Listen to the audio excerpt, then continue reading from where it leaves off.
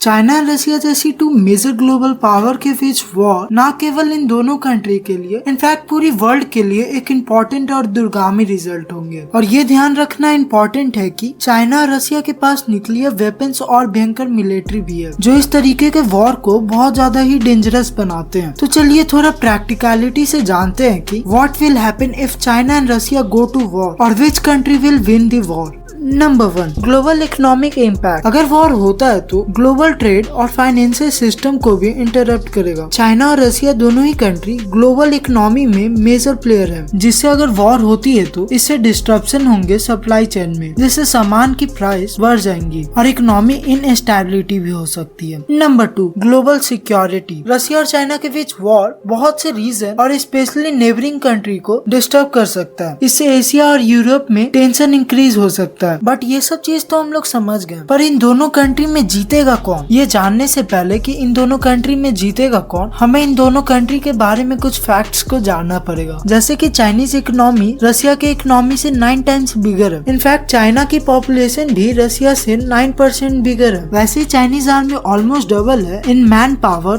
Compare to Russia. जो Russia है वो एक डिक्लाइन पावर है और वहीं पर चाइना एक एमर्जिंग पावर है। लेकिन चाइना रसिया को नहीं हरा सकता है, क्योंकि जहाँ चाइना के पास चाइनीज आर्मी ऑलमोस्ट डबल है इन मैन पावर, वही रसिया आर्म्स एंड इक्विपमेंट्स में चाइना से आगे। रसिया के पास 6257 न्यूक्लियर वेपन्स है, वही चाइना के पास 350 न्यूक्लियर वेपन्स है। रसिया के पास better tanks, fighter planes, missiles, ICBMs भी है। आईसीबीएम मतलब कि इंटरकॉन्टिनेंटल बैलिस्टिक मिसाइल, जो कि बहुत पावरफुल मिसाइल है। और रसिया के पास world's most powerful nuclear bomb भी है, जिसका नाम तिजार बॉम्ब है। लेकिन चाइना इस गैप को तेजी से क्लोज कर रहा है।